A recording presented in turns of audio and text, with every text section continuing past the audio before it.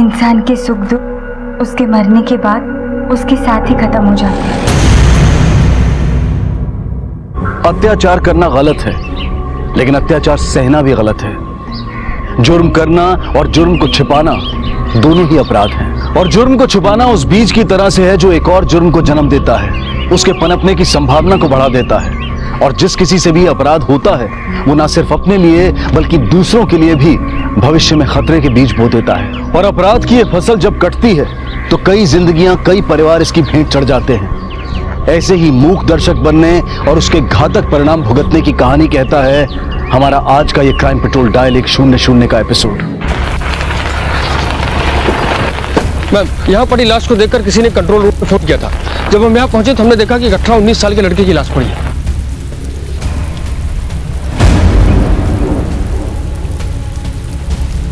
राणे, आसपास कुछ वेपन मिला? नहीं मैम, हम लोग आसपास ढूंढ रहे हैं लेकिन अभी तक कोई वेपन मिला नहीं है। हाँ, इसके पास से एक आईडी मिली है।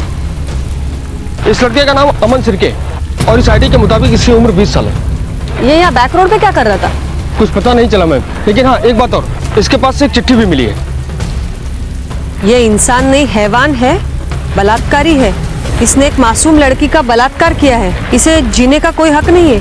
संस्कृति रक्षक, संस्कृति रक्षक, ये क्या बकवास है? मैम, मुझे लगता है जिन लोगों ने इसका खून किया उन्होंने ये चिट्ठी इसके पास रखी है। वो पुलिस और लोगों को ये बताना चाहते हैं कि ये आदमी रेपिस्ट था और उन्होंने इसे सजा दी है।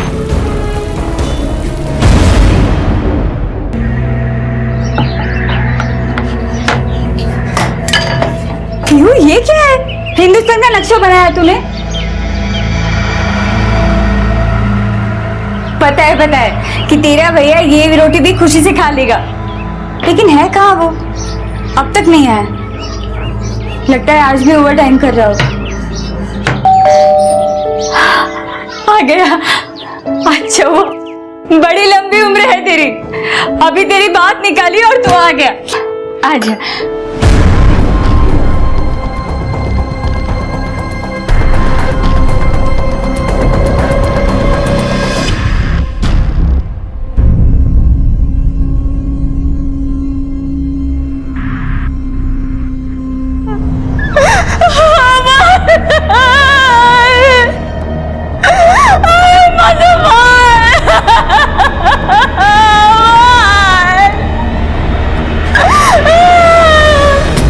देखिए, अमन की डेड बॉडी हमें मलाड़ के बैक रोड पे मिली थी। आप बता सकती है वो वहाँ क्या करने गया था? मुझे नहीं पता मैडम। उसकी कोई गर्लफ्रेंड या फिर उसका कोई अफेयर चल रहा था? वो ऐसा लड़का नहीं था मैडम। देखिए, जहाँ से हमें अमन की डेड बॉडी मिली है वहीं एक चिट्ठी भी मिली है और चिट्ठी पर साफ साफ लिखा है अमन ने किसी लड़की का रेप किया है।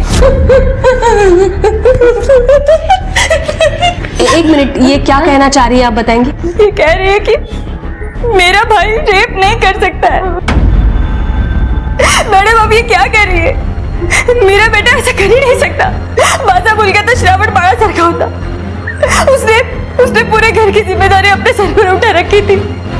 उसके बाबा के जाने के बाद वही सब करता था। मैडम, वो ऐसा नहीं कर सकता है।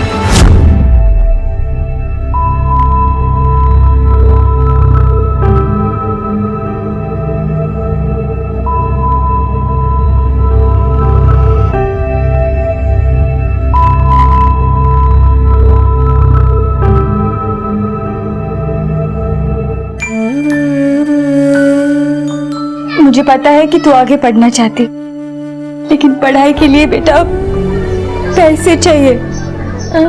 हमारे पास नहीं है।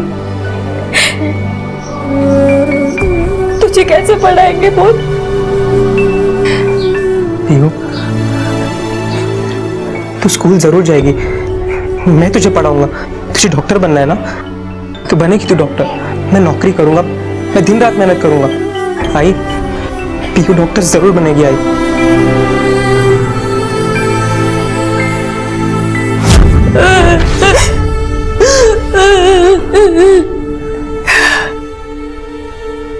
अपने हंसने खेलने पढ़ाई करने की उम्र में उसने नौकरी पसंद की।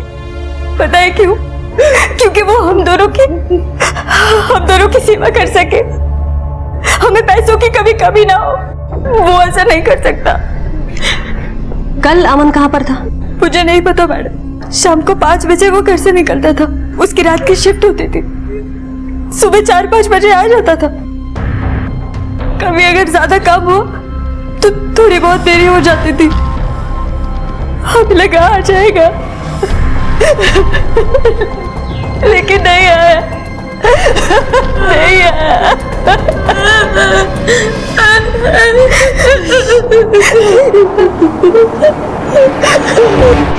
मैम, पोस्टमार्टम रिपोर्ट के मुताबिक अमन की मौत उसके सर पर किसी नुकीले पत्थर से वार की वजह से हुई है और उसकी मौत 2 से 4 के बीच हुई है। एक बात और मैम, उसकी बॉडी में शराब मिली है, वो भी अच्छी खासी मात्रा में। लेकिन ये इतनी शराब पी के वो बैक रोड गया क्यों था? हो सकता है अमन किसी के साथ बैक रोड गया हो और जिसके साथ गया है उसी ने उसका खून किया और खून करने के बाद चिट्ठी भी लिख छोड़ी। हम अगर हम चिट्ठी पर गौर करें तो अमन की मौत रेप की वजह से हुई। तब पॉसिबल है कि वो लड़की को अच्छी तरह से जानता हो और उसका खून उसके रिश्तेदार या फिर उसके दोस्तों ने किया हो। या हो सकता है खुद लड़की ने किया हो। उसने अमन को शराब पिलाई, वहां लेकर गई, बेहोश किया और उसके बाद में उसका कत्ल किया। ये सारी पॉसिबिलिटीज चेक करने के लिए हमें उस लड़की तक पहुंचना होगा जो रेप विक्टिम है और अमन की जानकारी में है। यानी एक काम करो, ये अमर के कांटेक्ट में जितनी भी लड़कियां हैं सबके कॉल रिकॉर्ड्स और मोबाइल लोकेशंस निकालो। अगर अमन ने रेप किया है तो लड़की इसी में से कोई ना कोई होगी। Okay ma'am. ये शायद पुलिस के लिए भी अपनी तरह का पहला केस था जहां तथाकथित अपराधी के तौर पर एक लाश मिली थी और अब पुलिस को उस लड़की को ढूंढना था जो इसकी शिकार बनी थी। बेशक अमन के बलात्कारी होने के सबूत के नाम पर उसकी जेब से सिर्फ एक चिट्ठी मिली थी, लेकिन पुलिस इस संभावना से इनकार नहीं कर सकती थी कि अमन शायद वाकई में ही बलात्कारी हो। बावजूद इसके कि जिसने ये चिट्ठी लिखी थी वो खुद भी एक अपराधी था और उसी ने अमन का खून किया था। और ये संस्कृति का रक्षक कौन था?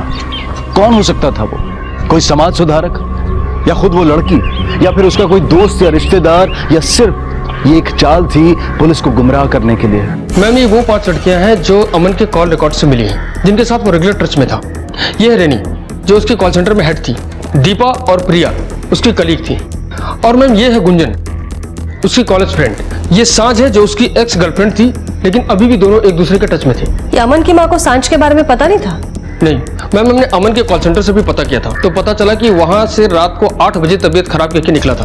तभी उसे बोरीवली से आईसी कॉलोनी के पास से एक पीछे से कॉल आया और उसके मोबाइल लोकेशन के मुताबिक उसकी last location Malad west back road ही थी। अमन के बॉडी से शराब मिली तो इसका मतलब है उसने मलाड, नायगांव या फिर बोरीवली में से किसी वाइन शॉप से शराब खरीदी थी या फिर वहां के किसी बार में शराब पी। एक काम करो, ये तीनों एरिया के वाइन शॉप और बार सबके सीसीटीवी फुटेज निकालो, देखो उसके साथ कोई है या नहीं है। हो सकता है ये रेप की बात एक कहानी हो और ये संस्कृति रक्षक के नाम पे हमें कोई गुमराह करने की कोशिश कर रहा हो, या हो सकता है बात सच भी हो। जो भी हो, दोनों सूरतों में खूनी को तो ढूंढना पड़ेगा।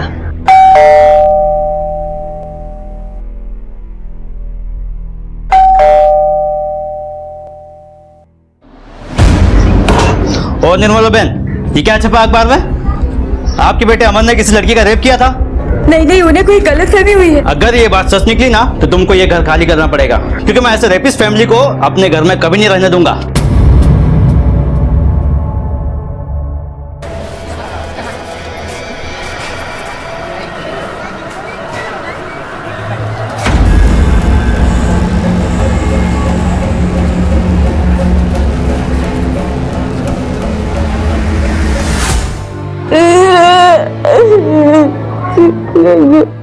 मैम, ये मलाड के वाइन शॉप का फुटेज है। इसके बाद ये मलाड के बैक रोड पर गया जहाँ कोई सीसीटीवी नहीं है। रानी, ये तो कंफर्म है कि ये अकेला नहीं था और जिसने भी खून किया है वो बहुत स्मार्ट है। उसने अमन को पहले खूब घुमाया और उसके बाद में उस एरिया में लेके गया जहाँ पे सीसीटीवी कैमरा नहीं है। तो अब क्या करें मैम? इससे तो हमारे हाथ कुछ लगा नहीं।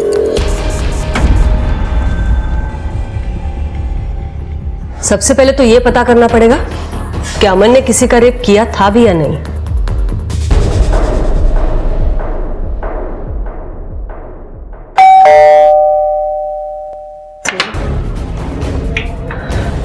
ये रीनी का घर है, हमें उससे कुछ बात करनी है।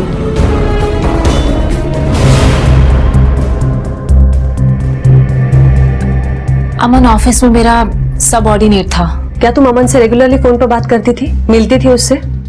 जी हाँ, एक्चुअली हम सेम ऑफिस में काम करते थे, तो काम के सिलसिले में उससे मिलना भी पड़ता था और फोन पे बात भी करनी पड़ती थी।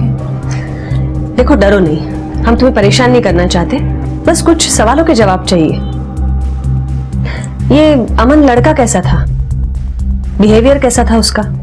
अच्छा लड़का था वो, और उसका बिहेवियर भी सबके साथ अच्छा था। पर आप ये सब क्यों पूछ रहे हैं? अमन ने तुम्हारे साथ कोई बदतमीजी करने की कोशिश की थी?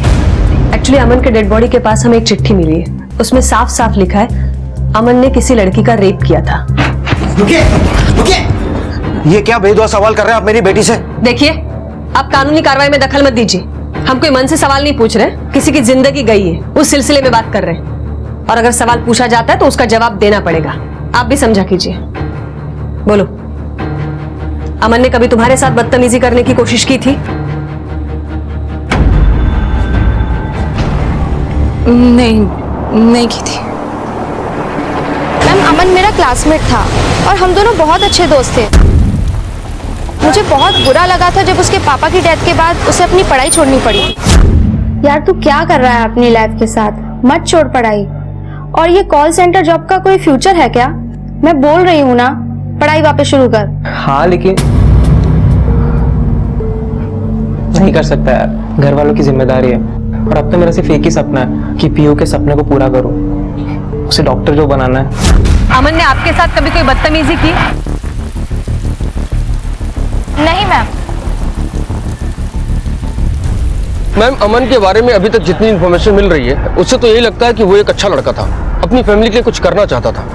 मुझे नहीं लगता कि वो रेप जैसी घिनौनी हरकत कर सकता है। और अगर कर सकता है तो मुझे शक है वो लड़की शायद रेने हो सकती है। और ये संस्कृति रक्षक कौन है इसका भी पता लगाना चाहिए हमें। रेने और संस्कृति रक्षक, इनमें क्या कनेक्शन है वो भी देखते हैं। लेकिन राणे, किसी भी नतीजे पर पहुंचने से पहले ये सांझ से मिलना बहुत जरूरी है। जी मैम।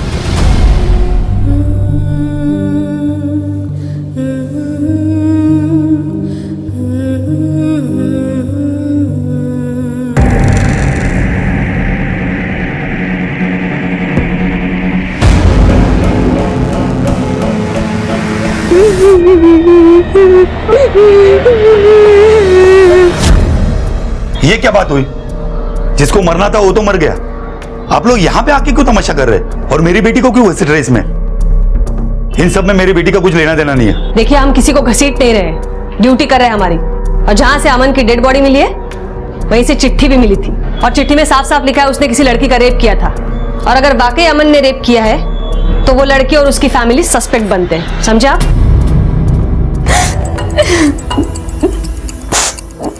मैम, अमन बहुत अच्छा लड़का था, उसने मेरे साथ कुछ गलत नहीं किया है। मैं मानती हूँ कि हमारा अफेयर था, लेकिन बाद में ब्रेकअप हो गया था। मैम, अगर लड़कियों के बयान पर भरोसा करें तो इनमें से तो कोई नहीं है जिनके साथ अमन ने रेप तो क्या, छेड़खानी भी किया हो। राणे, लेकिन हम यकीन के साथ नहीं कह सकते कि इनमें से किसी लड़की का रेप नहीं हुआ है या फिर अमन ने वाकई रेप किया है। रेप केसेस में मोस्टली प्रॉब्लम यही होती है कि लड़कियां सामने नहीं आती है, कंप्लेंट तक दर्ज नहीं करवाती है। मुझे तो अब भी उस पहली वाली लड़की पर शक है, रेने। वो हमसे जरूर कुछ छुपा रही है। हेलो, ओके, ठीक है। मैम, सिटी हॉस्पिटल में अटेम्प्ट टू सुसाइड का केस आया है।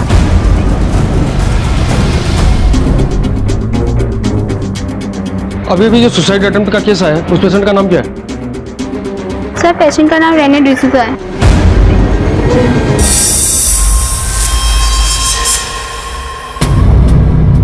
इसका मतलब है हमारा शक सही निकला। अमन ने तुम्हारे साथ जबरदस्ती करने की कोशिश की थी? नहीं, अमन ने मेरे साथ कोई जबरदस्ती करने की कोशिश नहीं की थी। एक्चुअली मैं किसी और लड़के से प्यार करती हूँ जो दूसरे रिलीजन का है। मेरे मॉम डैड को पसंद नहीं था कि मैं किसी और रिलीजन में शादी मनाऊं, इसलिए वो मेरी शादी जबरदस्ती किसी और लड़के के साथ करवाना चाहते थे। और अमन तो मेरा बहुत अच्छा दोस्त था, मैं उससे हर बात शेयर करती थी और वो मुझे एडवाइस भी देता था।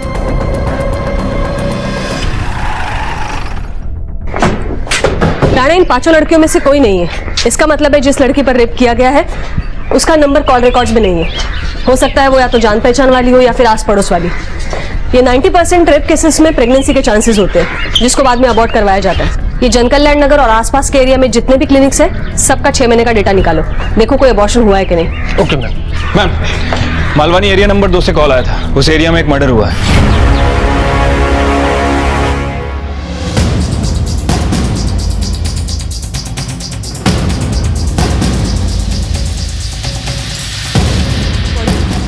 मैडम, वो साफ सफाई करने वाली। कब देखा आपने बॉडी को? साहब मैं सुबह झाड़ू मारने आई तो एक लाश यहाँ पड़ी थी। इसके अलावा और कुछ आप लोगों ने?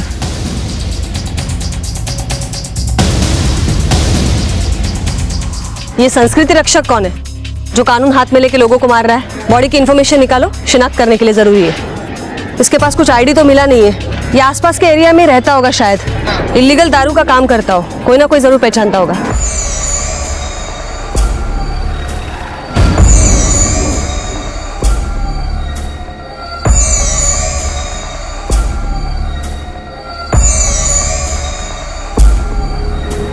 ये कौन है? मैम इस एरिया की सेल्फ अक्लेम्ड सोशल वर्कर है, किसी एनजीओ वगैरह के लिए नहीं, बस अपने मन से ही खुद को सोशल वर्कर बनके घूमती है। प्रभा देशमुख नाम है इसका। आप पहचानती है इसे? अरे इसे कौन नहीं पहचानता, दीना नाम है इसका। हमारे यहाँ गाँव की दारू बेचता था, अच्छा हुआ साला मर गया। इसकी दारू पी के ना कितने लोग बीमार पड़े, कितने कितने मर गए। जिसने भी मारा होगा ना इसको, बहुत पुण्य का काम किया है। कितने लोग मरते और पता नहीं। अमन के कत्ल के बाद दीना की लाश मिली और उसके पास भी एक चिट्ठी थी जिसमें लिखा था कि किसी संस्कृति के रक्षक ने उसके बुरे कर्मों के लिए और संस्कृति की रक्षा करने के लिए दीना का कत्ल कर दिया है। क्या वाकई ये किसी संस्कृति सुधार गिरोह का काम था जो कानून को अपने हाथ में लेकर न्याय के नाम पर अपराध कर रहा था? और इस संस्कृति रक्षक को निर्मला और उसकी बेटी की यातनाएं नहीं दिखी? ऐसे ढेरों सवाल थे जिनके जवाब अभी ढूंढने थे, और हासिल ये था कि पुलिस के पास फिलहाल कोई संदिग्ध तक नहीं था। मैम, दीना शिंदे की पोस्टमार्टम रिपोर्ट के हिसाब से उसके सर के पीछे किसी नुकीले पत्थर से हमला किया गया। इसका मतलब है दीना और अमन दोनों का खून एक ही तरीके से किया गया है। दोनों को पीछे से पत्थर मारा गया और फिर चिट्ठी छोड़ी गई।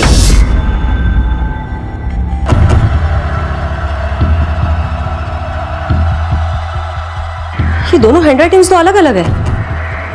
इसका मतलब है दो अलग इंसानों ने ये लेटर लिखे हैं। कहीं ऐसा तो नहीं है किसी गैंग का काम है? मैम, मैंने मालवानी के क्लिनिक में पता किया तो पता चला कि 19 साल की सना नाम की एक लड़की का अबॉर्शन करवाया गया था। यह सना के घर का एड्रेस। कदम, ये दीना के कॉल रिकॉर्ड्स और मोबाइल लोकेशन ट्रैक करो। Okay ma'am. राणे, इस एड्रेस पे चलते हैं। Yes ma'am. अरे मैडम कितनी बार बोलूं, ये मेरा ही घर है और यहाँ कोई सना नहीं रहती है। देखिए, हो सकता है लड़की का नाम कुछ और हो। आपकी बेटी का नाम क्या है? मैडम जी, मेरी कोई बेटी ही नहीं है। राणे, ये क्लिनिक में बदनामी से बचने के लिए उसने गलत एड्रेस लिखवाया है और मुझे तो लगता है सना नाम भी गलत है। एक काम करो, क्लिनिक का सीसीटीवी फुटेज निकालो, लड़की का स्केच बनाओ, खबरियों को दो, सबको काम पे लगाओ। जी मैम। क्लिनिक के सीसीटीवी में जो लड़की दिख रही थी उसका पता हमारे खबरी ने लगा लिया है। उस लड़की का नाम सना नीलम है, वो जनकल्याण नगर में ही रहती है। और हमारे खबरी ने एक और इन्फॉर्मेशन दी है कि जनकल्याण नगर में ही 15-16 साल की एक और लड़की रहती थी, सुनहरी नाम की, जो अपने मौसी मौसा के घर रहती थी। पिछले 2 महीनों से गायब है मैम।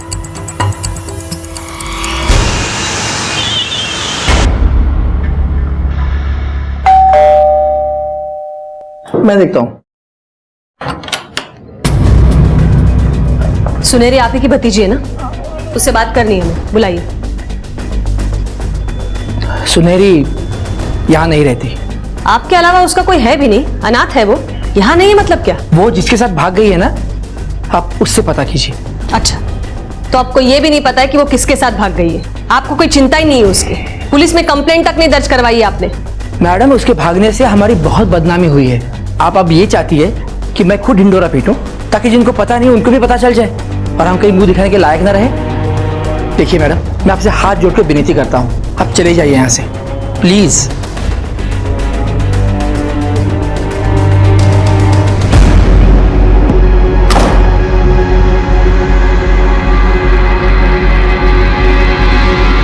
राणे, सुनहरी की जितनी ज्यादा हो सके इन्फॉर्मेशन निकालो। उसके परिवार को तो उसकी कुछ चिंता है नहीं। हो सकता है वो प्रेग्नेंट हो और यही रीजन हो उसके गायब होने का। ओ मैडम, काय चाललंय तुमचं? देखिए, जिसका बलात्कार हुआ उसे उसी वक्त न्याय मिल गया था जब अमन की मौत हुई। फिर क्यों आप मेरे एरिया में आके घर घर जाके लड़कियों को परेशान कर रहे हो? अमन और दीना जैसे लोगों को मरना ही जरूरी है। उनके कातिलों को ढूंढ के आपको क्या फायदा? देखिए, अमन और दीना ने अगर गुनाह किया है तो उसके लिए कानून है। इस तरह कानून हाथ में नहीं ले सकता है कोई। और अपराधी चाहे संस्कृति रक्षक हो या भक्षक, अपराधी अपराधी होता है, उसकी जगह जेल में होती है। वैसे आप क्यों पैरवी कर रही है खूनी की? आप भी संस्कृति रक्षक है क्या? मैं किसी की रक्षक विक्षक नहीं हूँ और मुझे इसमें फंसाना भी मत। और मुझे ना ऐरा गैरा मत समझिए, मेरी पहुंच बहुत ऊपर तक है। हाँ तो ठीक है, जाइए ऊपर तक जाइए, इन्वेस्टिगेशन बंद करने का ऑर्डर लेके आइए। लेकिन याद रखना, हम भी उस इंसान से अच्छी तरह निपटेंगे जो कानून के आड़े आ रहा है।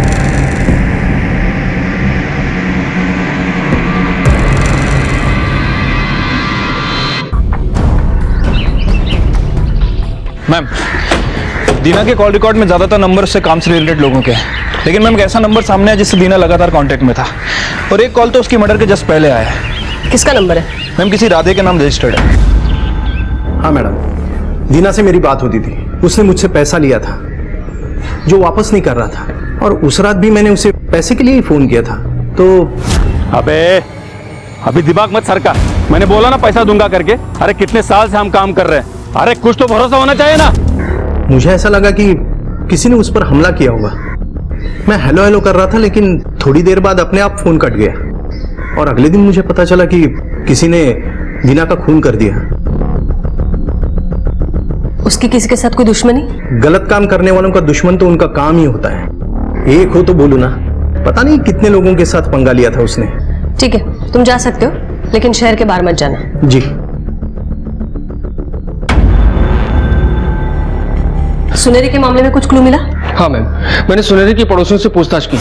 थोड़ा सा पेट तो निकला था उसका साहब, दुपट्टे से छुपाते थे, पर साहब आजकल ये सब कहाँ छुपता है? हाँ साहब, वो माँ बनने वाली थी और इसीलिए उसे हमने घर से निकाल दिया। राणे, सुनेरी के फैमिली ने पहले कहा था कि सुनेरी भाग गई है। उसके बाद में उन्होंने कहा वो प्रेग्नेंट थी, इसलिए उन्होंने उसे घर से निकाल दिया। ये लोग झूठ क्यों बोल रहे हैं? कहीं कोई और मामला तो नहीं है? मैम, दीना के पड़ोसी से बातचीत की है। मैम, पता चला है कि दीना और प्रभा देशमुख, इन दोनों की आपस में बनती नहीं थी। उन दोनों में काफी झगड़े भी हुए हैं। ये प्रभा तो अपनी मर्जी से लीडर और समाज सेवक होकर घूम रही है ना? कहीं ऐसा तो नहीं है कि लोगों की नजर में अपनी इमेज अच्छी करने के लिए खून कर रही है?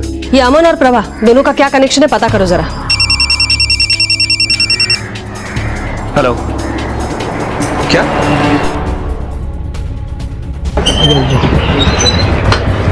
आई आई रुको, आई रुको, आई कैसे आप बॉडी नहीं ले सकते।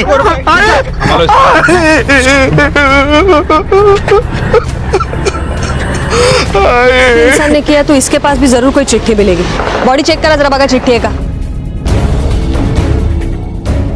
आसपास देखो कहीं चिट्ठी है या नहीं।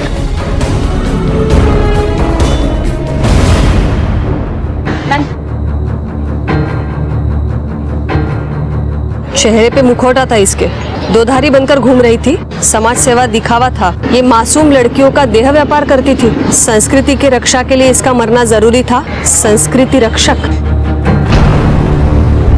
मैम, प्रभा देशमुख की पोस्टमार्टम रिपोर्ट में भी यही आया है। मैम, इसके सर पर भी किसी नुकीले पत्थर से हमला हुआ, जिसकी वजह से इसकी मौत हुई। ये अमन के सर पर नुकीले पत्थर से वार करना तो समझ में आता है, क्योंकि वो पत्थर वहां पर पड़े थे, लेकिन प्रभा और दीना की बॉडी जहां से मिली वहां तो ऐसे पत्थर थे नहीं। तो क्या खूनी पत्थर कहीं और से लेकर आया था? राणे, एक काम करा, कहीं आसपास अगर रोड बनने का काम शुरू है तो देखो, और अगर शुरू है तो वहां की सीसीटीवी फुटेज निकलवाओ, शायद कोई सुराग मिल जाए। Yes ma'am. मैम, कहीं ऐसा तो नहीं कि खूनी पहला खून करने के बाद उसी तरीके को फॉलो करने की कोशिश कर रहा है? हो सकता है। कदम, ये प्रभा के बैंक और कॉल रिकॉर्ड्स आ गए मैम, और दोनों को मैंने चेक भी कर लिया है। मैम, जो चिट्ठी हमें मिली थी उसके हिसाब से तो लग रहा है कि प्रभा देशमुख वाकई समाज सेवक होने का नाटक कर रही थी। मैम, कॉल रिकॉर्ड के हिसाब से उसके अमीर लोगों और टॉप ग्रेड ऑफिसर से कांटेक्ट रहे हैं। अक्सर वही लोग इसके अकाउंट में पैसे भी ट्रांसफर करते थे। मैम, नेतागिरी के कारण अनाथ आश्रम और विधवा आश्रम दोनों ही जगह इसके कांटेक्ट थे, और वहीं से लड़कियां भी सप्लाई करती थी। ये प्रभा का सारा पास्ट और प्रेजेंट निकालो, और देखो दीना और प्रभा के बीच में कहीं कोई लिंक मिलती है या नहीं। Okay ma'am.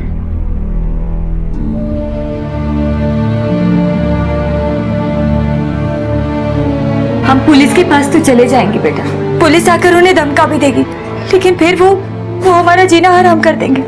अच्छा नहीं होगा, नहीं जा सकते। ले ले, दे।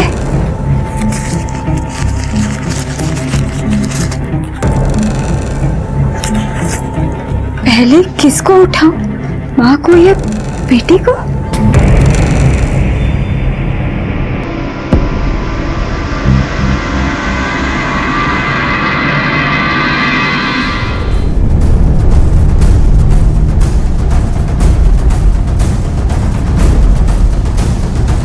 लेकिन कौन है, दिख नहीं रहा है इसका चेहरा ठीक से। ओनर की इंफॉर्मेशन निकाली? Yes ma'am. मैम, ये राधे की कार है। जब हमने राधे के बारे में इंफॉर्मेशन निकाली तो पता चला कि ये कार राधे के नाम रजिस्टर्ड है। लेकिन मैम राधे डायरेक्ट प्रभा के कांटेक्ट में नहीं था, बल्कि उसका ड्राइवर इससे डील कर रहा था, जबकि मैम राधे रीमा के कांटेक्ट में था। मैम मुझे लगता है कि ये मर्डर राधे के ड्राइवर ने किया है। राधे का ड्राइवर है ना तू? हाँ। घर में कौन कौन है तेरे? घर में आई, बाबा, बीबी और 2 छोटी छोटी बेटी है। ये सब क्यों पूछ रहे हो? मैंने कुछ नहीं किया ना। अब तो जेल में सड़ेगा ना, तो उनका ध्यान कौन रखेगा? मैं क्यों जाऊंगा जेल में? मैडम कुछ भी नहीं किया। एक नहीं 3 खून किए तूने। सबूत है हमारे पास। जिस पत्थर से वार हुआ है वो नुकीला पत्थर तूने उठाया था। इससे पूछताछ करने की जरूरत नहीं है, जुर्म साबित हो चुका है। अंदर डालो इसे। नहीं मैडम तुम्हारे पैर पड़ता हूँ, मुझे कुछ भी पता नहीं, मैंने कुछ भी खून नहीं किया है। वो प्रभा है ना, प्रभा, वो राधे साहब को लड़कियां सप्लाई करती थी, अलग अलग होटल में लाती थी। मैडम मैं खाली पैसा वसूल करने का काम करता था, वो भी राधे साहब बोलते तभी। और जिस दिन दीना का खून हुआ ना, उस दिन मैंने कॉल किया है, राधे साहब ने नहीं। हेलो दीना भाई, और राधे साहब के पैसे का क्या हुआ? अरे मुझे बोले तो पूछने के लिए, कब देंगे आप पैसे? तो फिर राधे ने झूठ क्यों बोला था कि कॉल उसने किया था दीना को? मैडम मेरा ड्राइवर झूठ बोल रहा है। झूठ वो नहीं तू बोल रहा है। हमारे पास उन सारे होटल का फुटेज है जहाँ से तू प्रभा से लड़कियां मंगवाता था। चलो मान लिया मैं लड़कियां मंगवाता था, ये भी मान लिया कि ड्राइवर ने दीना को फोन किया था, लेकिन इससे ये साबित नहीं होता कि खून मैंने किया है। ये भी साबित होता है, क्योंकि हमारे पास वो भी फुटेज है जहां तूने नुकीला पत्थर उठाया था। देख इसे।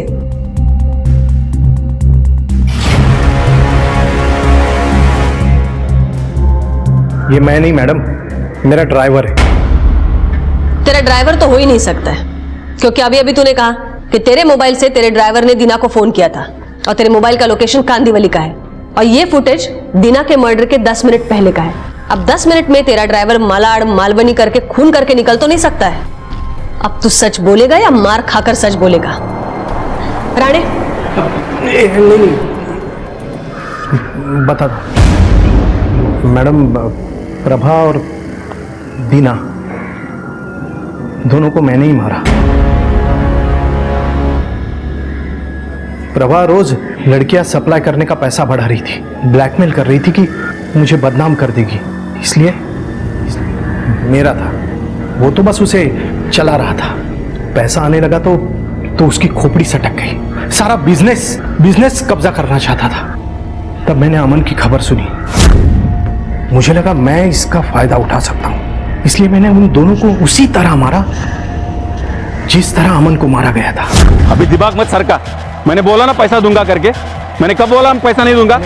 दोनों की बॉडी के पास संस्कृति रक्षक नाम से जानबूझकर मैंने चिट्ठी छोड़ी ताकि आप लोग मुझ तक ना पहुंच पाओ। दीना और प्रभा के कत्ल का केस सुलझ गया था, लेकिन उसके सुलझने से अमन का केस और उलझ गया था, क्योंकि अगर राधे ने अमन का कत्ल नहीं किया था तो फिर अब ये कौन संस्कृति रक्षक था जो अब तक उनकी पहुंच से बाहर था, और क्या वाकई में अमन ने बलात्कार किया था?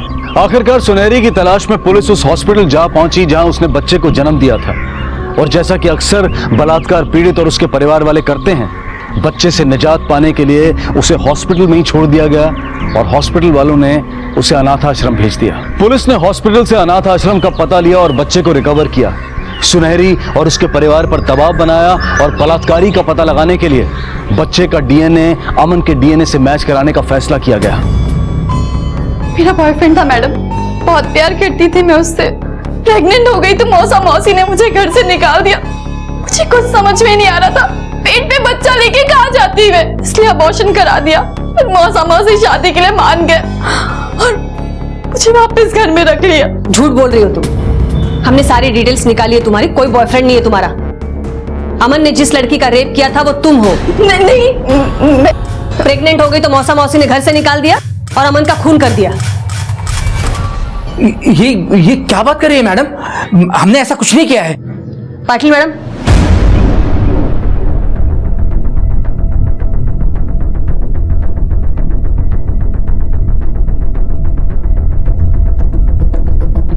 पहचानती हो इसे?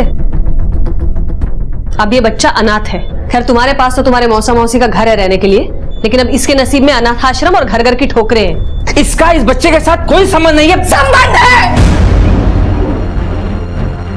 ये बच्चा मेरा है, मैंने पैदा किया इस बच्चे को और किसी को कोई हक नहीं बनता मेरे बच्चे को अनाथ कहने का।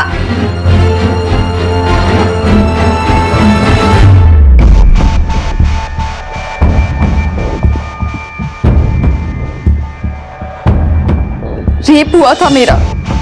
कब हुआ था? पिछले नवरात्रे अष्टमी पर जब गरबा खेलने जा रही थी। रेप हुआ था मेरा। कब हुआ था? पिछले नवरात्रे अष्टमी पर जब गरबा खेलने जा रही थी। क्या कहा था उसने? कह रहा था अगर तुम चिल्लाए तो गर्दन रेत देंगे। कहीं वो ये तो नहीं था?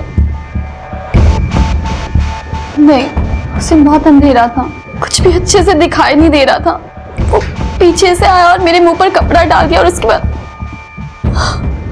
पर इस लड़के को मैंने कई बार देखा है। जब मौसा जी ने मुझे नए गांव डिलीवरी के लिए भेजा था तब कई बार मैंने इसे रास्ते में देखा था।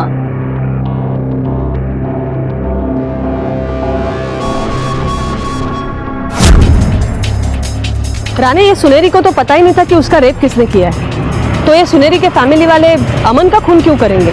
एक और तरीका है अमन ने रेप किया है या नहीं किया है ये पता लगाने का। कौन सा मैम? DNA test. ये सुनेरी के बच्चे का डीएनए और अमन का डीएनए मैच कराओ। जी।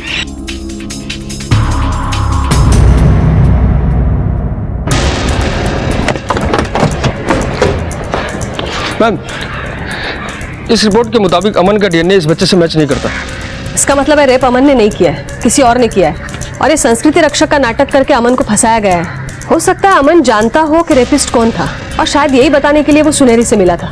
रानी, एक काम करो, ये अमन के सारे दोस्तों की लिस्ट निकालो। नवरात्रि में अष्टमी के दिन क्या तारीख थी वो भी देखो और उस दिन पे अमन से किस किस की बात हुई थी सारे कॉल रिकॉर्ड्स निकालो। ओके मैम, ये 4 लड़के अमन के अच्छे दोस्त हैं। राम जो कि प्रभा का बेटा है और राकेश जो उसी मोहल्ले में रहता है। सिद्धार्थ और सौरभ बिहार के हैं, लेकिन मैं पिछले साल तक ये दोनों अमन के मोहल्ले में पीजी में रहते थे। सिद्धार्थ पुणे शिफ्ट हो चुका है और सौरभ दिल्ली में रहता है और मैं पिछले दशहरे में ये सब यहीं इसी लोकेलिटी में आसपास थे। ये सिद्धार्थ और सौरभ को उठाओ। सिर्फ इन दोनों को क्यों? ले आओ, पता चल जाएगा। Yes ma'am.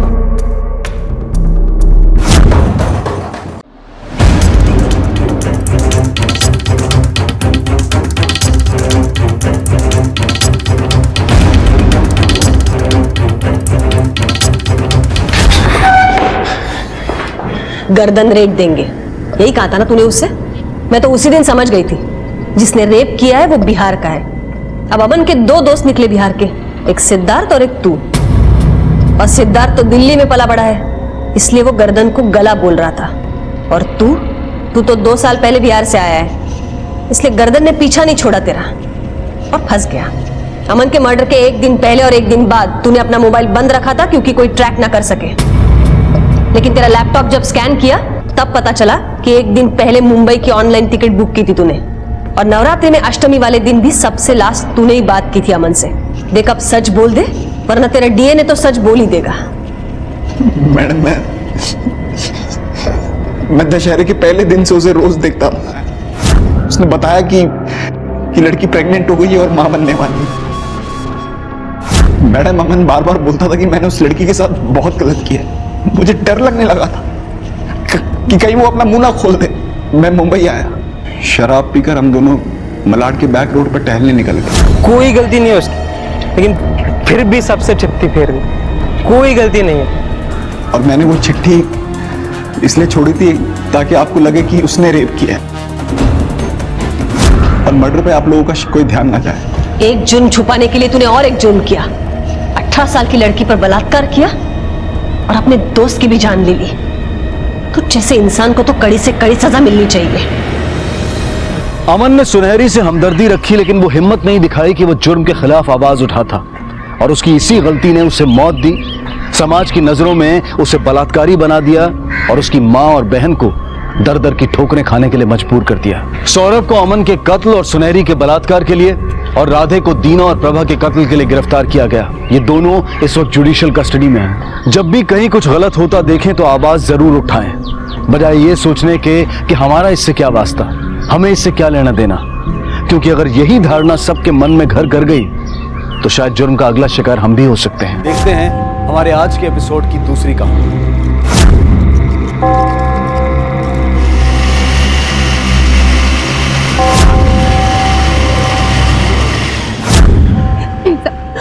माफ कर दीजिए, खुदा के वास्ते मुझे माफ कर दीजिए।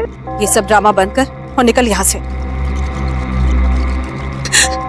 मुझे माफ कर दीजिए मेम साहब, मुझसे बहुत बड़ी गलती हो गई। मैं दोबारा नहीं करूंगी। आप जैसा बोलेंगी मैं वैसे ही करूंगी।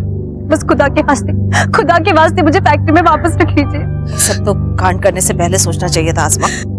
मैं और क्या करती, मैं मजबूर थी। आप तो सब जानती है ना, मैं बहुत दिक्कत में हूँ। मैंने साफ साफ कहा ना, मेरे हाथ में कुछ नहीं है। और हाँ, यहाँ वापस मत आना कभी, समझी तू? मेम साहब खुदा के वास्ते मुझे काम से मत निकालिए मेम साहब। तुम लोग अंदर जाओ। मेम साहब खुदा के वास्ते मेम साहब।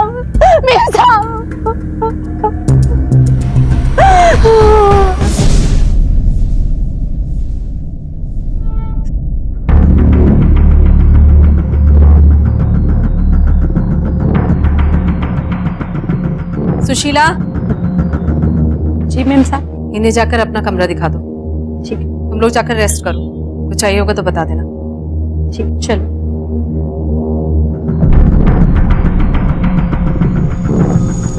हेलो। हाँ, आ गई है वो दोनों। अब ये सेटिंग भी करके देखती हूँ।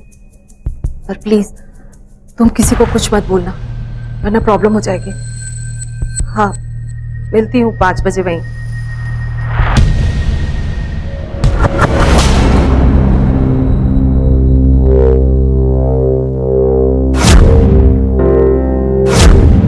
भैया हमारी बात मानो, हमें बस एक बार साहब से मिलने दो, बहुत दिक्कत में है। साहब ने मना किया है, आप अंदर नहीं जा सकते। हमारी गलती क्या है और साहब ऐसा क्यों कर रहे हैं? हमारी बात समझने की कोशिश करिए, हमें बस एक बार। तुम आपकी तय मत करो।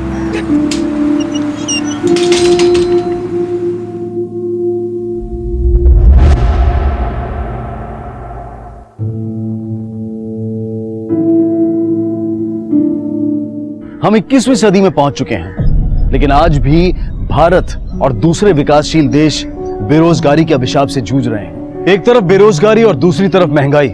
ऐसे में अगर सहारा है तो सिर्फ एक अच्छी नौकरी का, और उसकी तलाश में एक आम आदमी दर दर भटकता है। और अगर कामयाबी मिल जाए तो वो उस नौकरी को अपनी जान से भी ज्यादा बचा कर रखता है। अगर किसी दिन उसकी एक छोटी सी गलती की वजह से वो नौकरी चली जाए तो क्या इस औरत के साथ भी ऐसा ही हुआ था? क्या उसने भी कोई गलती की थी, या फिर बात कुछ और ही थी?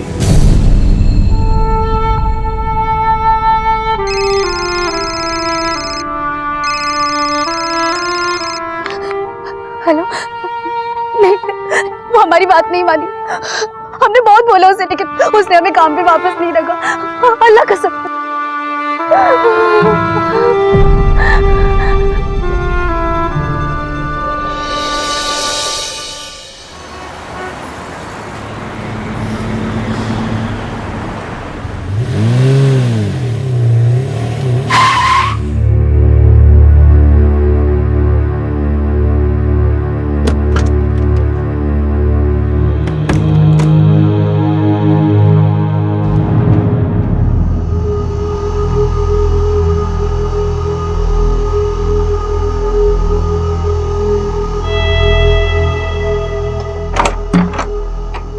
इंदु,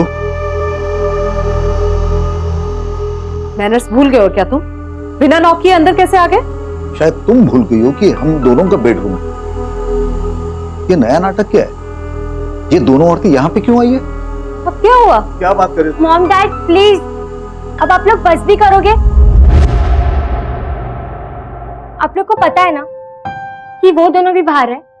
अरे बेटा तुम क्यों चिंता करती हो नमिता? तुम ये सब अपना डियरेस्ट डैडी पे छोड़ दो। ठीक है, छोड़ दिया, लेकिन पेट के चूहे तो नहीं छोड़ रहे ना? बहुत भूख लग रही है डैड, हम तीनों बाहर कहीं डिनर पे चले? हाँ चलते हैं।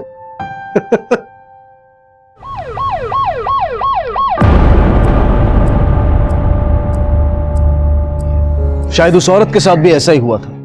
नौकरी वापस ना मिलने की वजह से वो इतनी मजबूर हो गई थी कि उसने शराब का सहारा लेना चाहा। पुलिस ने उस औरत की लाश को पोस्टमार्टम के लिए भेज दिया, और अब सबसे बड़ा सवाल यह था कि ये औरत कौन थी और इसकी हत्या किसने की थी।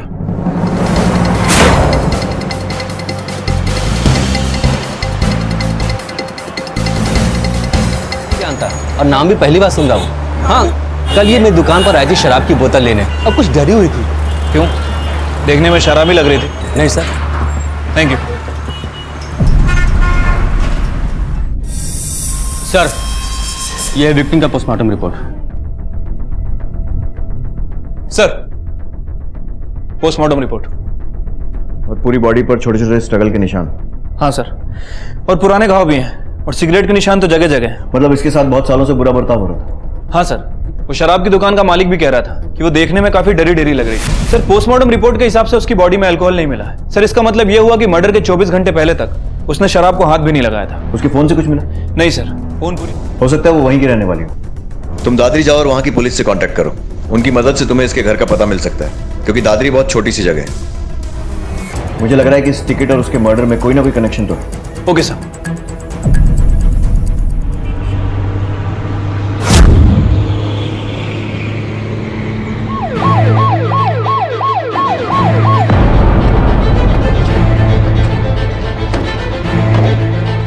ये आसमा का घर है।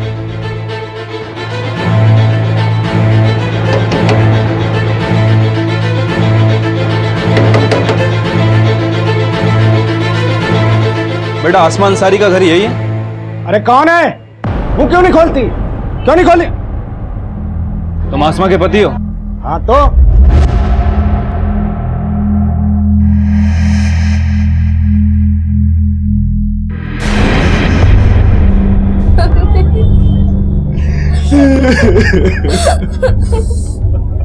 आसमा, तू कहाँ चली गई? आसमा, मुझे छोड़ के कहाँ चली गई? मैं कैसे जीऊंगा आसमा? मैं कैसे जीऊंगा? आसमा दिल्ली गई थी और वहां उसका मर्डर हुआ। आसमा दिल्ली क्यों गई थी, कुछ पता है? वो अपने मालकिन के पास गई थी काम मांगने, मिसेस सिंह के पास। साहब, जरूर उसी ने कुछ किया होगा साहब।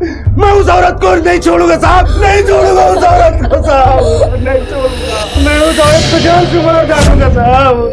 मेरे आसमा को उसने मारा। फैजल और आसमा के बारे में कुछ जानते हो? हाँ साहब, वो 1 महीना पहले ही यहाँ आए थे। फैजल है ना साहब, 1 नंबर का शराबी है। अब सब क्या बताऊं, इनके घर से तो रोज मारने पीटने की और रोने की आवाजें आती है। अब घर के अंदर क्या चलता है ये किसको पता होगा? गांव के लोग कह रहे हैं कि फैजल 1 नंबर का शराबी है, पूरे दिन शराब के नशे में धुत रहता है। गांव में ज्यादातर लोग उससे बात भी नहीं करते। वर्मा साहब, ऐसे लोगों को दुश्मन बनाने में ज्यादा टाइम नहीं लगता है। आप एक काम कीजिए, यहाँ रहकर फैजल पे नजर रखिए। वो कह रहा था आसमा दिल्ली गई है किसी मिसेस सिंह से मिलने। वो अपने मालकिन के पास गई थी काम मांगने, मिसेस सिंह के पास। मैं दिल्ली जाकर सिंह फैमिली से बात करता हूँ।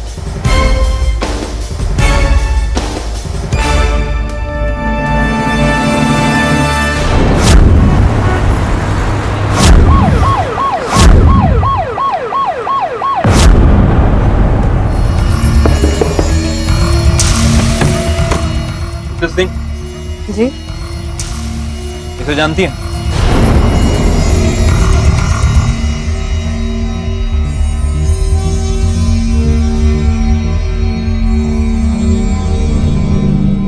पर आसमा को हुआ क्या? उसका मर्डर हो गया। हमें पता चला है कि 2 दिन पहले वो आपसे मिलने आई थी, अपना काम वापस मांगती। तो जानती है इसके बारे में? खुदा के वास्ते मुझे काम से मत निकालिए मेम साहब। मेम साहब, मैं तो खुदा के वास्ते मेम साहब। नहीं, मैं पिछले 1.5 महीने से उससे नहीं मिली। देखिए, हमें पक्का इन्फॉर्मेशन मिली है कि वो आपसे मिलने यहाँ दिल्ली आई थी। कुछ छुपा तो नहीं रही ना आप? नहीं सर, अगर मैं उससे मिली होती तो मैं आपसे ये बात छिपाती क्यों? आसमा हमारी फैक्ट्री में काम करती थी, पर 1.5 महीने पहले उसे काम से निकाल दिया। उसके बाद मैं उससे नहीं मिली। क्यों निकाला उसे काम से? वो तो मुझे नहीं पता। किसे रखना है किसे निकालना मेरे हस्बैंड डिसाइड करते हैं। मैं सिर्फ मैन्युफैक्चरिंग संभालती हूँ। ठीक है, थैंक यू।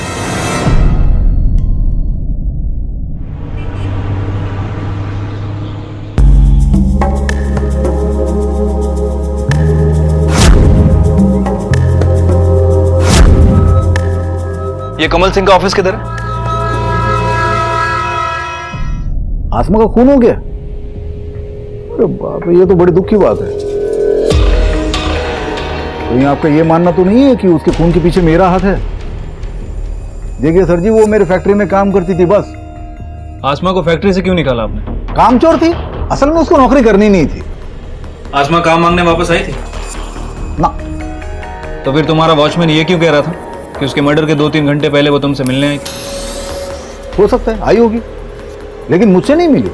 आप चाहिए तो सीसीटीवी फुटेज चेक कर लीजिए। वो तो हम चेक करेंगे ही। फिलहाल हमें आपके फैक्ट्री के वर्कर से बात करनी है। बिल्कुल सर जी, अरे पूरी फैक्ट्री आपकी है, आप जिसे चाहे जो चाहे पूछ सकते हो। कहीं जाने की तैयारी है क्या? जा नहीं रहा हूं, बस जाते रहता हूं काम के सिलसिले में, इसलिए तैयार रखा है, बस उठाया चल पड़ा। ठीक है जी। सर जी, आसमा तो बहुत मेहनती लड़की थी और उसका वो पति, वो तो घर पे बैठा रहता और उसके पैसे पे सिर्फ दारू पीता रहता था, और अगर वो पैसे ना देती तो बेचारी को बहुत मारता था। वो अपनी बेटी को भी पढ़ा रही थी और अपने पति का खर्चा भी उठा रही थी, और उसके लिए ये नौकरी वापस मिलना बहुत जरूरी था। एक नंबर की कामचोर थी वो, हमेशा मीम साहब और साहब जी को मस्का लगाती रहती थी। इस फैक्ट्री में काम का माहौल कैसा है? कमल और इंदु अच्छे लोग हैं ना? अच्छे नहीं साहब, वो लोग तो बहुत अच्छे हैं, और खासकर कमल साहब, वो तो हम सबको अपने परिवार की तरह मानते हैं। बस उनकी यही बात इंदु मैम साहब को ज्यादा पसंद नहीं। कब से काम कर रही हैं यहाँ पे? कुछ 2-3 महीनों से। पर क्या? कुछ नहीं सर। बोलिए, क्या बोलना चाहती हैं? सर, हो ना हो इस फैक्ट्री में कुछ ना कुछ अजीब जरूर चल रहा है। सर, कमल सिंह ने सारी बातों का जवाब सीधे सीधे दिया, लेकिन उसकी बीवी इंदु, सर ऐसा लग रहा था कि कुछ ना कुछ छुपा रही है। और सर, फैक्ट्री के सारे वर्कर कमल को ज्यादा पसंद करते हैं, लेकिन इंदु से उन्हें उतनी ही प्रॉब्लम है। आसमा की बॉडी हमें जहां मिली है वो जगह कमल के घर और फैक्ट्री के बीच में है। ठीक है, सबके कॉल रिकॉर्ड निकलवाओ। कोई तो ऐसा होगा जो आसमा से टच में था और जानबूझकर हमसे छुपा रहा है। आसमा के कॉल रिकॉर्ड आ गए? फिलहाल तो नहीं सर, थोड़ा वक्त लगेगा। जैसे आते हैं मुझे बताओ। Okay sir.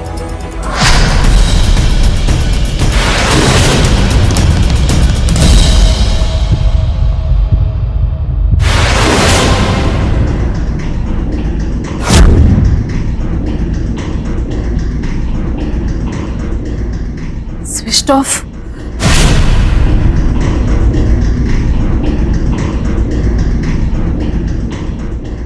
क्यों बंद कर रखा है?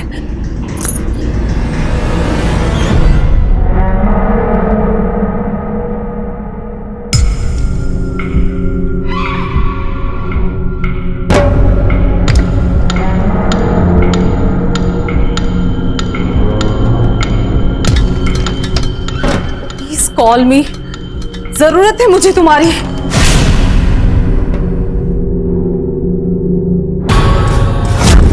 कहाँ हो तुम?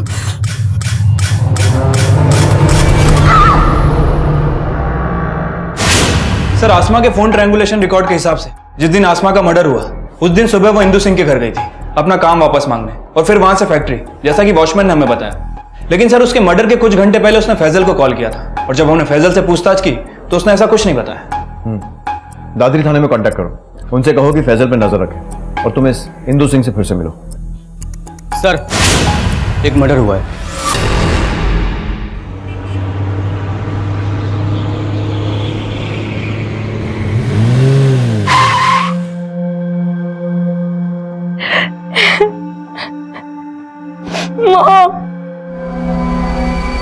सच को चाहे जितना मर्जी छुपा लिया जाए, लेकिन एक ना एक दिन वो बाहर आ ही जाता है, और इंदु सिंह के झूठ का सच भी बाहर आ चुका था। पुलिस की तहकीकात से ऐसा लग रहा था, लेकिन इससे पहले कि पुलिस उनसे कुछ पूछताछ कर पाती, किसी ने इंदु सिंह के घर में घुसकर उन्हें जान से मार दिया। एक और खून, एक और राज, एक और कातिल। वो क्या राज था जो इन दोनों के मर्डर्स के साथ दफन हो गया? क्या इंदु सिंह और आसमा के मर्डर्स के बीच में कोई कनेक्शन था? क्या जो दिखाई दे रहा था वो एक छलावा था, या फिर सच का एक पहलू? सर, जब मैं स्कूल से आई थी तो मॉम वहाँ फ्लोर पे सब जगह खून फैला हुआ था सर। मैंने आवाज दी थी, पर साहब, मैं सोई हुई थी, फिर मैं बाहर आई तो मीम साहब जमीन पर गिरी हुई थी और उनके सर से खून बह रहा था मीम साहब के। फिर मैंने आपको फोन किया साहब, और उसके बाद नमिता बेबी घर आई थी। जब मर्डर हुआ तब तुम दोनों कहाँ थे? हम दोनों फैक्ट्री में। पता नहीं साहब, इंदु के साथ ये सब किसने किया। थोड़ा ऊंचा बोलती थी, गुस्सा बड़ा जल गया था, लेकिन गुस्से के लिए कोई इसको मार दे ऐसा तो नहीं लगता। आसमा दादरी से दिल्ली आती है अपनी नौकरी वापस मांगने, इंदु सिंह से मिलती है, लेकिन इंदु हमसे ये बात छुपाती है। मैं पिछले 1.5 महीने से उससे नहीं मिली। फिर अस्मा को कोई मार देता है, यानी कि वो या तो बहुत हड़बड़ी में था या फिर बहुत ही शातिर। सर मैंने मर्डर वेपन को फॉरेंसिक के लिए भेज दिया है, जल्दी रिपोर्ट आ जाएगी। सर एक बात तो कंफर्म है कि जिसने भी इंदु का मर्डर किया वो उससे काफी गुस्से में था, काफी बुरी तरह से सर पे वार किया गया। लेकिन लगता नहीं कि कातिल मर्डर करने के इरादे से घर में आया था, क्योंकि ना तो घर में कोई फोर्स एंट्री हुई है ना ही कुछ चोरी हुई है। ऐसा लगता है कि वो इंदु सिंह को बहुत अच्छे से जानता था। सर जिस दिन इंदु का मर्डर हुआ उस दिन सुनीता और हेमा ये दोनों फैक्ट्री में थी। सुशीला के बयान के मुताबिक वो घर में थी, अपने कमरे में सो रही थी। सर ऐसा कैसे हो सकता है? उसी घर में इंदु का मर्डर हो जाता और इसे पता भी नहीं चलता। सर कहीं ऐसा तो नहीं कि इस मर्डर में सुशीला भी इन्वॉल्व है? हो सकता है, लेकिन इसके अलावा और भी बहुत सारे लोग हैं जिनके पास मोटिव था इंदु सिंह का मर्डर करने का। आसमा का पति फैजल, या फिर फैक्ट्री का कोई वर्कर, या फिर सुनीता या हेमा। सर सुनीता और हेमा इन दोनों को इंदु ही अपने घर लेकर गई थी। सर ये दोनों ऐसा क्यों करेंगे? अजीब बात तो वही है कि फैक्ट्री के सिर्फ 2 ही वर्कर्स क्यों उसके घर में रह रहे थे। इन सब पे नजर रखो, पता करो कि ये कहाँ जाते हैं, किससे मिलते हैं। फैजल का फोटो लो और आसपास पूछताछ करो, और दादरी पुलिस स्टेशन में कहो कि पता करें कि फैजल इंदु सिंह के मर्डर के टाइम पर कहाँ था। Okay sir. हाँ सर, एक लड़के को देखा था, वहाँ उनके दरवाजे पर खड़े होकर उनके घर को घूरता रहता था। मैंने 1-2 बार पूछा भी, लेकिन वो भाग गया।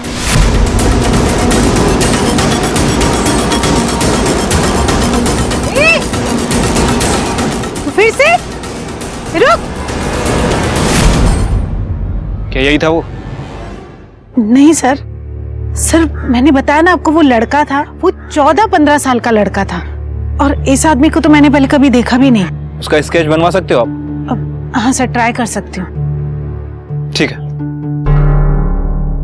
पता नहीं सब कौन है ये, पहले कभी देखा नहीं इसको। बेटा तुमने?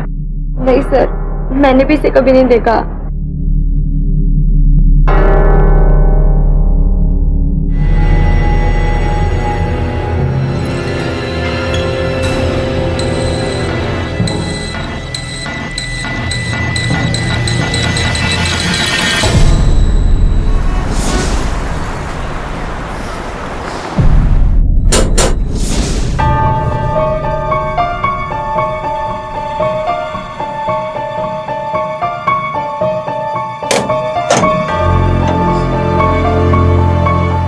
फैजल कहाँ है? अब्बू तो बाहर गए हैं। पिछले 2 दिन से हम अकेले हैं। ये चोट कैसे आई? सना तुम यहाँ पे नहीं रह सकती, लेके चलो इसे।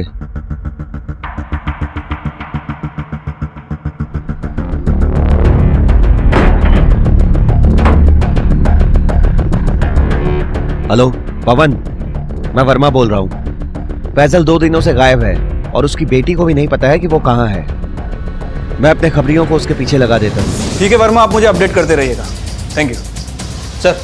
फैजल 2 दिन से लापता है सर। इसका मतलब ये हुआ कि इंदु सिंह के मर्डर का उसके पास मोटिव भी है और मौका भी।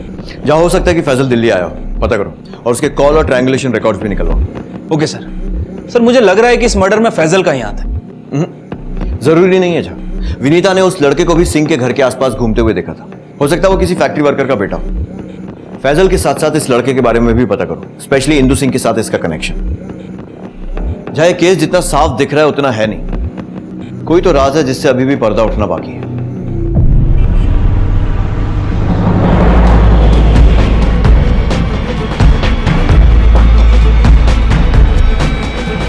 साहब, हम किसी मुसीबत में नहीं पड़ना चाहते। देखिए अगर आप सच बोल रही हैं तो आपको कुछ नहीं होगा, लेकिन अगर हमें पता चला कि आप कुछ झूठ बोल रही हैं तो फिर आपके लिए अच्छा नहीं होगा। नहीं साहब, हम सच बताते हैं। हम जानते हैं आसमा को नौकरी से क्यों निकाला था। हमने दूसरी औरतों की बात सुनी थी। क्या हुआ था? मुझे पता है सर ने आसमा को नौकरी से क्यों निकाला। वो क्या है ना, कमल सर अब उससे ऊब गए थे, क्योंकि अब हम जो आ गए उनके पास। हेमा सच कह रही थी, हमने कमल साहब और हेमा को साथ देखा था।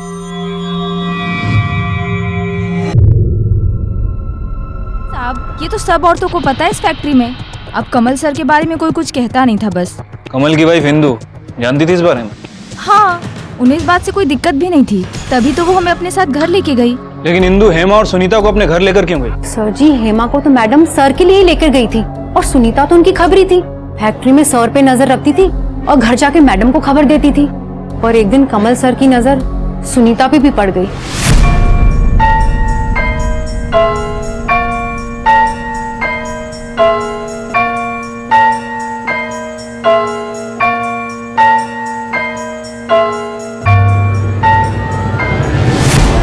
सर, इस कमल सिंह ने अपनी फैक्ट्री को अय्याशी का अड्डा बना रखा है। लगभग हर फीमेल वर्कर के साथ उसका रिलेशन रहा है। और सर, आसमा को भी उसने इसलिए काम से निकाला क्योंकि वो उससे ऊब चुका था। इसका मतलब कहीं ये तो नहीं है कि आसमा ने इंदु को कमल की सच्चाई बताई, इंदु ने कमल को कन्फ्रंट किया हो और गुस्से में आकर कमल ने आसमा को मार दिया हो?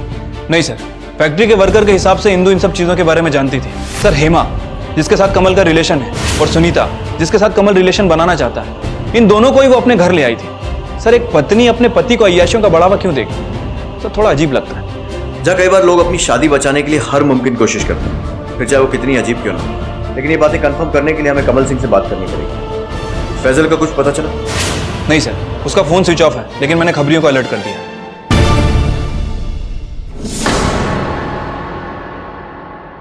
लीजिए सर, पानी लीजिए।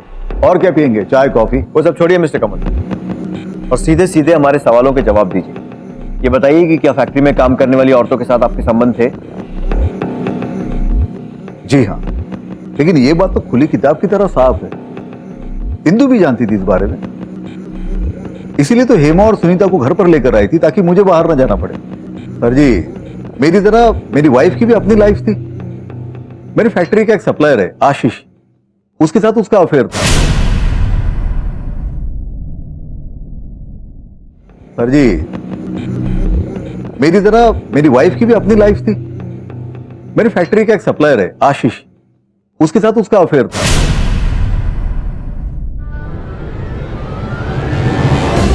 बेटा डरो मत, खुलकर बताओ, पापा मम्मी बहुत लड़ते थे? लड़ते थे सर, पर कपल्स के बीच लड़ाई होना तो नॉर्मल है ना। मॉम डैड की अपनी अपनी लाइफ थी, it's not a big deal. आजकल डिवोर्स होना या अलग होना कोई बड़ी बात नहीं है। फिर मॉम डैड इस शादी में सिर्फ मेरे लिए ही साथ में थे। जब भी डैड घर से बाहर जाते थे, मैं उन्हें बहुत मिस करती थी। इसके लिए मॉम ने ये सब किया, डैड ज्यादातर घर पे रहे, और इसलिए मॉम हेमा और सुनीता को घर ले आई। दोनों पति पत्नी को एक दूसरे के जीने के अंदाज से कोई परेशानी नहीं थी, तो फिर इंदु सिंह का मर्डर किस कारण से हुआ था? और यह आशीष कौन था? आखिर क्या कनेक्शन था फैक्ट्री की मालकिन और उसी फैक्ट्री के वर्कर के मर्डर के बीच? पुलिस पता कर रही थी, लेकिन अब तक की तहकीकात और सारे सबूत इशारा कर रहे थे फैजल की तरफ। पुलिस फैजल को ढूंढ रही थी और आखिरकार उन्हें फैजल के बारे में एक टिप मिली। अरे एक चाय देना भाई। अरे एक चाय दो यार, कब से मांग रहे हैं।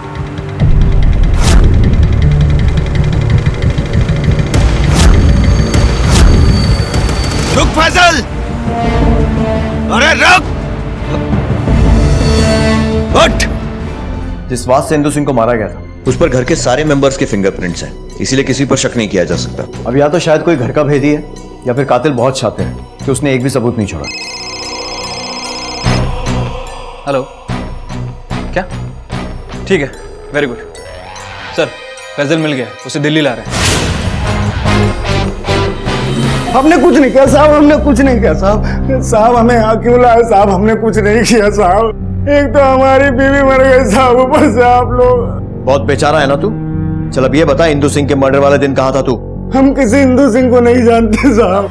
ये तो जानता है ना कि पिछले 3 दिन कहाँ था? गांव वालों ने तुझे बस में चढ़ते हुए देखा था, और उसके बाद तू दिल्ली आया था, और दिल्ली में भी बस स्टॉप पे लोगों ने तुझे देखा है। अब बोलेगा? बोल। हाँ साहब, हम दिल्ली गए थे, हमारे अंदर गुस्सा बहुत था साहब। उस इंदु सिंह ने हमारी बीवी को मार दिया था साहब, आसमा को मार दिया था साहब, और मैं भी उसे मारने वाला था, लेकिन साहब मैंने उसे नहीं मारा साहब। हम तो रास्ते में शराब पी के गिर पड़े थे साहब, और वहां हम कितनी देर पड़े रहे हमें कुछ नहीं मालूम साहब। हम सच बोल रहे हैं। क्या लगता है जा? सर, ये फैजल एक नंबर का झूठा इंसान है। अपनी बीवी के मरने के बाद इसने अपनी बेटी सना को बहुत मारा। इसकी बातों पर भरोसा तो नहीं किया जा सकता। इसके दिल्ली आने से लेकर इंदु सिंह के मर्डर तक के इसके कॉल ट्रायंगुलेशन रिकॉर्ड निकलवाओ और इसका पूरा मूवमेंट ट्रैक करो, तभी पता चलेगा इसकी बातों में कितनी सच्चाई है। सर, आशीष शर्मा आ गया है। भेजो केबिन में। जी सर। सर, आपने मुझे यहाँ क्यों बुलाया सर? मेरा किसी से कुछ लेना देना नहीं है। घबरा क्यों रहे हो? अगर तुमने कुछ नहीं किया है तो पूछताछ के बाद चले जाना। पहले हमारे सवालों के जवाब तो दे दो। इंदु सिंह और तुम्हारा क्या रिलेशन? कुछ नहीं। सच सच जवाब देना। लॉकअप यहां पास में ही है। सर मैं बस उनकी फैक्ट्री में प्लास्टिक के पैकेट सप्लाई करने जाता था, बस वहीं उनसे पहचान हुई और हमारी दोस्ती हो गई। अगर ये शादी तुम बचाना चाहती तो रोज रोज फैक्ट्री के चक्कर काट के जासूसी करना बंद कर दो, समझी? आसान नहीं होता है अपने पति को किसी और के साथ देखना। मैं किसी और के साथ चली जाऊंगी तब पता चलेगा तुम्हें। तो चली जाओ, चली जाओ, मुझे कोई प्रॉब्लम नहीं है। तुम अपनी लाइफ जियो, मुझे अपनी लाइफ जीने दो प्लीज। कमल,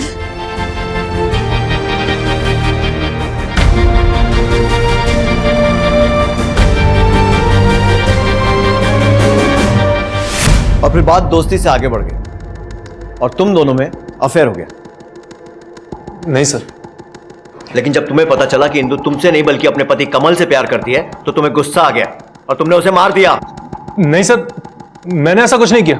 सर मेरे और इंदु के बीच में दोस्ती से ज्यादा और कुछ नहीं था सर। या तो तुम झूठ बोल रहे हो या फिर वो लोग जिन्होंने तुम दोनों को साथ में देखा था। इंदु का पति कमल सिंह और ये इंदु के फोन कॉल रिकॉर्ड्स, क्या ये सब झूठ है? सर ना तो वो झूठे हैं और ना मैं। अफेयर का झूठा नाटक। इंदु तुम पागल हो गई हो क्या? आशीष प्लीज, मेरे लिए, हमारी दोस्ती के लिए। कमल को जब ये पता चलेगा कि हम दोनों साथ हैं तो उसे मेरी इंपॉर्टेंस रियलाइज होगी और वो मेरे पास वापस आ सकता है। तुम्हें मेरे इस नाटक में साथ देना होगा आशीष, प्लीज। सर मैं ये नाटक नहीं करना चाहता था, लेकिन दोस्ती की खातिर मैं मान गया। कमल और बाकी सब लोगों को लगने लगा कि इंदु और मेरे बीच में कुछ है, लेकिन सर वही हुआ जो मैंने सोचा था। कमल को इस बात से कोई फर्क ही नहीं पड़ा, बल्कि उसकी अय्याशियां तो और ज्यादा बढ़ गई। सर मैंने इंदु से कहा था कि हमें ये नाटक बंद कर देना चाहिए, लेकिन वो नहीं मानी। अच्छी कहानी है, लेकिन अगर तुमने इंदु को नहीं मारा तो उसके मरने के ठीक एक दिन पहले अपना फोन स्विच ऑफ क्यों कर लिया था और डिस्कनेक्ट भी करवा दिया? सर वो उन दिनों मेरे फोन पे अचानक बहुत सारे ब्लैंक कॉल्स आने लगे थे, वो भी अलग अलग लैंडलाइन नंबर से। सर मैंने उसकी पुलिस कंप्लेंट भी की थी, लेकिन वो नंबर ट्रेस नहीं हो पाए, इसीलिए मैंने अपना नंबर डिस्कनेक्ट किया और नया नंबर ले लिया। फिर कुछ दिन के लिए मैं शहर से बाहर गया बिजनेस के काम से, और जब मैं वापस आया तो मुझे इंदु के बारे में पता चला। मुझे बहुत बुरा लगा सर। ठीक है, फिलहाल के लिए जा सकते हो, लेकिन शहर छोड़कर मत जाना। जी सर।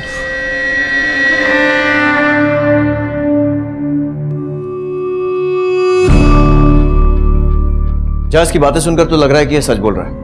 पता करो कि आशीष को ये ब्लैंक कॉल किस एरिया से आते थे और कौन करता था। शायद इंदु सिंह के मर्डर से कुछ रिलेटेड हो। Okay sir. पुलिस के पास सस्पेक्ट्स की लंबी लिस्ट थी, लेकिन उनमें से एक के भी खिलाफ कोई ठोस सबूत नहीं था। इस कोहरे को हटाने के लिए पुलिस ने दोबारा पूछताछ शुरू की।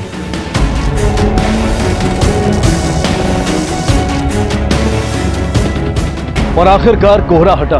पूछताछ करने के बाद पुलिस को 2 सुराग मिले और दोनों को फॉलो करने के बाद जो सच सामने आया वो बेहद चौंका देने वाला था। सर आशीष को जितने भी ब्लैंक कॉल आए थे वो एक ही एरिया के अलग अलग पीसीओ से किए गए थे। सर उनमें से एक पीसीओ के मालिक ने इस लड़के को पहचान लिया। सर ये वही लड़का है जो आशीष को बार बार कॉल कर रहा था। हमारी एक टीम उस एरिया में इस लड़के के बारे में पूछताछ कर रही है। सर उम्मीद है कुछ हाथ लगे। जहाँ आशीष और इस लड़के के बीच में जरूर कुछ हुआ होगा, शायद इंदु सिंह को लेकर। इसीलिए ये इंदु सिंह के घर के आसपास भी छुपा हुआ था। हो सकता है कि इंदु सिंह के मर्डर में इसका कुछ हाथ हो, लेकिन इसका मोटिव क्या हो सकता? और कहीं ऐसा तो नहीं है कि आसमा के खून से भी इसका कुछ लेना देना है? इन सारे सवालों के जवाब अब यही दे पाएगा। सना, क्या तुम्हारे अब्बू तुम्हारी अम्मी को मारते थे? हाँ साहब, रोज मारते थे। जब अम्मी की नौकरी चली गई तो अब्बू ने कहा कि जब तक नौकरी वापस ना आए घर ना आना, इसलिए अम्मी दिल्ली चली गई। ये कब की बात है? साहब अम्मी की मौत के एक दिन पहले।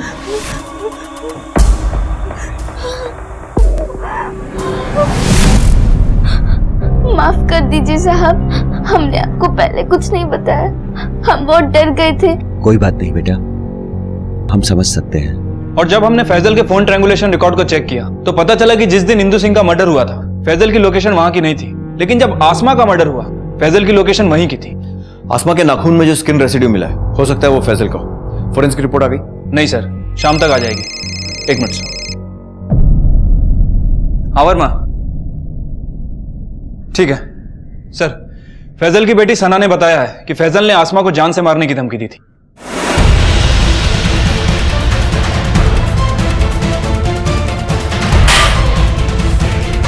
साहब माफ कर दो साहब, माफ कर दो। क्यों मजा नहीं आ रहा है? अभी आएगा। जब सिगरेट से जलाकर निशान बनाएंगे ना तो बहुत मजा आएगा। साहब मत मारो साहब, मत मारो साहब। देख, फोरेंसिक रिपोर्ट आने के पहले सब कुछ सच सच बता दे, वरना पूरी बॉडी पर इतने निशान बनाऊंगा सिगरेट से कि गिनती भूल जाएगा। चल बोल। साहब हम सच बोल रहे हैं, हमने कुछ नहीं किया साहब, माफ कर दो साहब। तू ऐसे नहीं बोलेगा ना? जा सर, एक सिगरेट और लाइटर लेकर आ। साहब रुको साहब, हम सब बता रहे हैं, सच बता रहे हैं साहब। सिगरेट से मत जलाना साहब। साहब आसमा ने हमसे कहा कि वो हमारे लिए शराब लेके आएगी और नौकरी भी करेगी। जबान संभाल के बात कर। साहब हम उसको मारना नहीं चाहते थे, लेकिन वो बोली उसे नौकरी नहीं मिल रही है। हमने क्या किया? वो लड़का हमारे बाटू तू किसी काम के नहीं है तुझे तो। अरे तुमने क्या किया हमारे लिए? जिंदगी भर बस शराब पिया और हमें मारा है, इसके अलावा। सीधे से ये बता कि इंदु सिंह का खून कैसे किया? साहब हमने इंदु सिंह को नहीं मारा साहब, हम सच बोल रहे हैं साहब, हमने इंदु सिंह को नहीं मारा।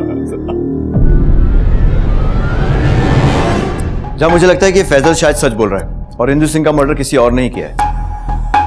उस लड़के के बारे में पता करो, एरिया को दोबारा छानो और खबरियों को एक्टिव करो। अब ये लड़का ही हमें सच तक पहुंचाएगा। ठीक से याद करके बताओ कि क्या पहना था उसने। कुछ अजीब बात नोटिस की तुमने? हाँ सर जी, एक बार वो स्कूल यूनिफॉर्म में आया था कॉल करने के लिए। क्या वो इतना डर क्यों रहा है? नहीं, कुछ नहीं। सर, उस लड़के का पता चल गया है। वो जीएस प्राइवेट स्कूल में पढ़ता है और सर स्कूल वालों ने कंफर्म किया है कि ये उन्हीं के स्कूल की यूनिफॉर्म है।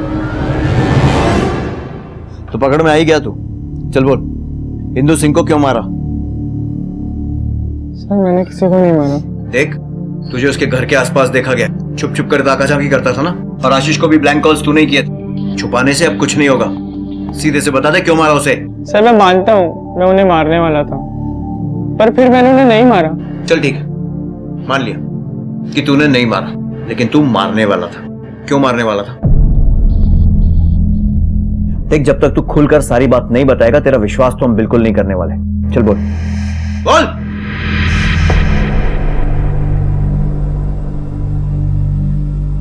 सर मैं एक बहुत अच्छा स्टूडेंट हूँ सर। स्कॉलरशिप के बेसिस पे मुझे स्कूल में एडमिशन मिला, पर दूसरे बच्चों की तरह मैं अमीर नहीं हूँ, इसलिए महंगी चीजें नहीं खरीद सकता सर इसलिए उसने मुझे पैसों का लालच दिया। अरे पर मैं कैसे? तुम्हें पैसे चाहिए ना, वो मैं तुम्हें हर महीने दे दूंगी, बस तुम्हें मेरी मॉम को जान से मारना होगा। ये कोई एज थी मॉम के अफेयर करने की? मुझे बहुत घिन आती थी, मुझे बिल्कुल भी नहीं पसंद था कि मॉम किसी और के साथ। लेकिन तुम्हें तो अपने पापा मम्मी की लाइफस्टाइल के बारे में पहले से मालूम है ना, फिर अचानक ऐसा क्या हुआ? जब पापा के अफेयर से होने लगे तो मुझे बहुत दुख होता था, फिर धीरे धीरे आदत पड़ गई, पर मैं कभी एक्सेप्ट नहीं कर पाई। सालों से मैं ये गंदगी देखते आई हूँ, और फिर एक दिन डैड ने बताया कि मॉम का भी अफेयर चालू हो गया है। बस फिर मैंने डिसाइड कर लिया था कि अब ये गंदगी मुझे ही खत्म करनी पड़ेगी, इसलिए मैंने गौतम को कहा था, पर उसमें तो हिम्मत ही नहीं थी। सर फिर फाइनली मैंने उस दिन हिम्मत की और उनके घर गया। क्यों बंद कर रखा है?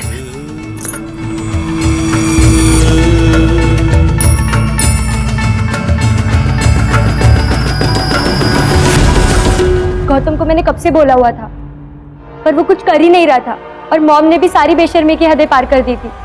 उस दिन जब मैं स्कूल से लौटी तो मॉम उस आशीष के लिए बेचैन हो रही थी। प्लीज कॉल मी, जरूरत है मुझे तुम्हारी। तुम्हारी बीवी का कभी अफेयर था ही नहीं, वो सिर्फ ये शादी बचाना चाहती थी और इसलिए उसने तुमसे झूठ बोला था कि शायद तुम्हें अपनी गलती का एहसास हो और तुम वापस आ जाओ। तुम कमल सिंह, इस सब के लिए तुम जिम्मेदार हो। तुम्हारी इस अय्याशी के कारण 2 जाने गई और अब तुम्हारी बेटी जेल में सड़ेगी। अपने मर्द होने का बहुत फायदा उठाया तुम और बहुत मनमानी भी की।